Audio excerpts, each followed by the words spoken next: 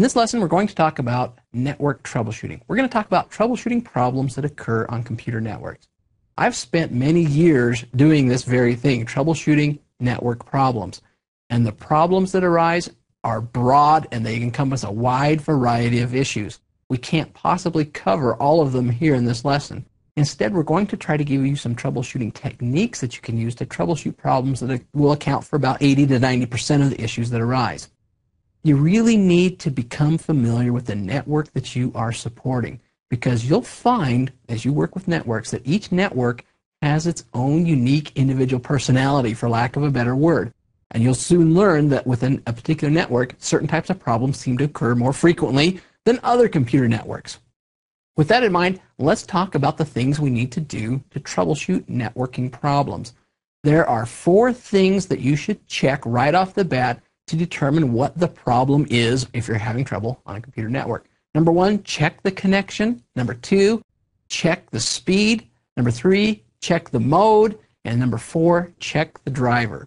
Let's start off with checking the connection. This step is what I like to call check the obvious first. Believe it or not, a large majority, I'd say 50 to 60%, maybe even more, of the problems that you will encounter with a computer network can be accounted for simply by checking the connection status. When I say checking the connection status, I am saying make sure that the systems are connected to the network medium. Okay? Whether it's a radio signal, whether it's copper wire, or whether it's a fiber optic signal, make sure everything's plugged in. My very first job, managing computer networks, I came into work one morning and I noticed that nobody could log in. Everybody's complaining, I can't log in, I can't get to the server, what's wrong? I started troubleshooting, I started, checking drivers and all kinds of things, trying to figure out what on earth the problem was.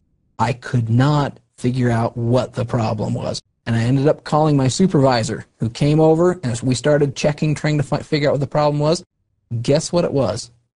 Someone in the night had accidentally knocked the token ring cable from the server to the wall out of its socket.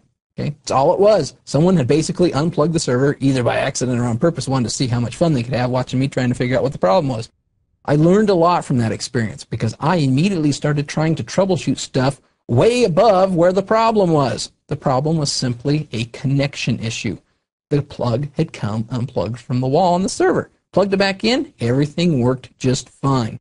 That's something I could have fixed within 30 seconds if I'd taken the time to look for it. Instead, we were down for about 2 hours while we were trying to troubleshoot other problems. How can you check your connection status? One thing you need to look for is your activity lights.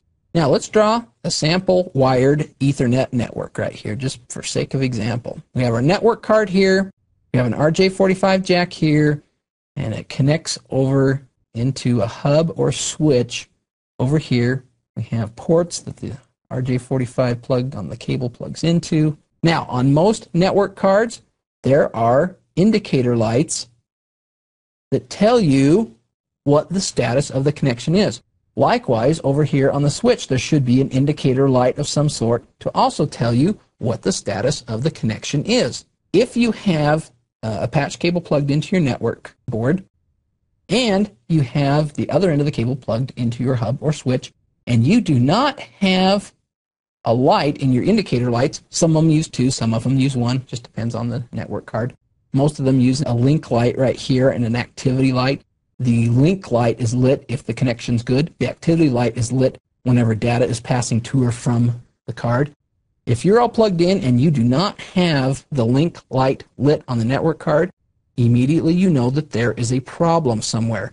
It could be a variety of different things. The card itself could be bad, although that's pretty rare. More than likely what's happened is something has come unplugged. Start tracing the cable back. Make sure, first of all, that it's plugged securely into the card. Trace it back to the wall panel, the wall jack where it plugs into the wall. Make sure that end's plugged in, and so on. You can also check the link light over here on the hub or switch. If it's not lit, there is no connection between your hub and switch and the workstation. Now, this can be a great time saver when you're troubleshooting network problems. If I had taken the time to check and see if there was a link light on my network card, I would have known right away that there was a problem with the connection rather than trying to troubleshoot all kinds of other issues. Now, what do you do if you've checked your cable connections, you've made sure that everything's plugged in correctly, and you're still not getting a link light on your hub or switch, and you're still not getting a link light on your network card? Well, that means there's something else wrong, right? One of the things you can look at is the possibility of a bad cable. Either an RJ45 plug is gone bad, or perhaps the cable is broken somewhere in here. More than likely, if you can trace the cable from here to the wall, the issue may reside somewhere behind the wall, between the wall and the hub and switch. One thing you could do is get a known good working patch cable and plug it in there, and a known good patch cable and plug it into the hub and switch. And if that doesn't fix it, then you know that the problem resides in the cable behind the wall, and you're going to have to do some serious troubleshooting. You might have to run a new length of cable somehow. It could also mean that the network card, which we like to call NICs, is bad. And it does happen on occasion, not very often, but occasionally network cards do go bad. And it could also mean that you got a bad port on your hub or switch. And as with the network card, I have not seen that happen very often, but it does happen on occasions. The most likely culprit, however, is this one right here, that you got a bad cable somewhere. Cables get beat up. They get vacuumed over, they get stepped on, they have chairs rolled over them. They have, even if they're behind the wall, they have screws. Someone's hanging up a picture, they run a screw through the wall and pierce the cable. All kinds of things happen. If I were in this situation where there's no link lights on either end and everything's plugged in correctly, my first place I would start looking is for a bad cable. Now, what if you're having the opposite problem? What if you've connected your network card to your hub or switch and you have a lit link light? And that's good. You want your link lights to be lit. But what if your activity light, on the other hand, is constantly flashing? It's almost on solid, but the workstation's not actually doing much of anything. What do we have there? We have a situation called jabbering. Jabbering happens on occasion. Jabbering happens when either the network card itself is malfunctioning or the driver that's running the network card is malfunctioning, and it's just sending a spew of worthless data out on your network. Well, you might think, well, what's the big deal? I mean, just everything else should be working right. Well, the problem with jabbering is that it consumes a large portion of your network bandwidth with meaningless data. And if you're running a large network, you know that your bandwidth is sacred. You do not want to use bandwidth for unnecessary things because you never can get enough bandwidth. Therefore, a jabbering network card on your network can just hog up a bunch of bandwidth that you need to use for other legitimate networking purposes. So, if the link light is on and the activity light is on, it's just blinking solid and the workstation shouldn't be generating any network traffic, check for a network card that's jabbering. Another connection status issue you might want to be aware of is if the link light has no activity. It never blinks. For example, let's say you're trying to send a print job from your workstation over the network to a network printer. If the print job's not coming out, one thing you can look for is whether or not that activity light blinked when you sent the print job. Go up here, you send the job, and watch the activity light. If it never blinks, that means no data was ever transferred across the network to the printer. Therefore, the problem could be a bad network board or a problem with the hub and switch. The next issue you might want to be aware of when troubleshooting network problems is that of speed. Now, the issue here is that a wide variety of Ethernet networks have been implemented over the years. If you're dealing with a twisted pair Ethernet network, you have 3 possible speed combinations that you're going to have to deal with. You might have 10 megabit Ethernet, 100 megabit Ethernet, and gigabit Ethernet. Now, theoretically, most hubs and switches are supposed to, as well as network boards, when they're plugged in, are supposed to detect the speed of the device they're connected to. For example, if I have a 10 megabit Ethernet board and a 100 megabit Ethernet switch, when I plug that in, the switch is supposed to detect that that Ethernet board runs at 10 megabits and not 100 and automatically decrease the port speed to 10 megabits. Same if I have a gigabit Ethernet switch and a 100 megabit card. Well, the problem here is that it doesn't always work the way it's supposed to. I've seen situations where folks have had a 100 megabit switch and they've connected a system, a brand new system in that came with a gigabit Ethernet card installed, and when they plugged it in, that 100 megabit switch did not understand, it couldn't figure out what kind of device it was connected to, and it caused problems on the network. by manually configuring the speed of the network card on the workstation to 100 megabits. It fixed the problem. Everything ran smoothly after that.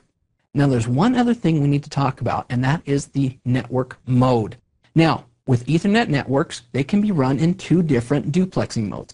They can run in half duplex mode or full duplex mode. And just as with speed, when you plug your network card into the network, it is supposed to automatically detect not only the speed, but the type of duplexing that's being used on the network. Is it running half duplex or is it running full duplex? Theoretically, it's supposed to automatically detect the duplexing status and adjust the speed of the card accordingly. It doesn't always happen. I have seen this happen personally in a network I was supporting once. The network boards did not detect the duplexing properly of the particular network that we plugged these systems into. They're brand new systems. We plugged them in, and for whatever reason, they were detecting that they were plugged into a full duplex network. Unfortunately, the switch that we had was configured at half duplex. The result, you couldn't communicate. They would communicate intermittently. You'd get a little bit of data, then nothing. You'd wait a long time, get a little bit of data, and then nothing. After about 2 days of troubleshooting, I finally figured out, by investigating the properties of the driver in Device Manager in Windows, that it was running at full duplex. And I thought, well, it's not supposed to be running at full duplex. It's supposed to be running at half duplex because that's what our network switch runs at. I made the change. Guess what? Everything just started working beautifully from there on out. So in addition to speed, check your duplexing mode as well. Now, this is not intended to be a full rundown of all the different problems that you can encounter on a given computer network. There are a wide variety of other problems. How do you troubleshoot those? Use the internet. It is one of the best tools for troubleshooting that I have found.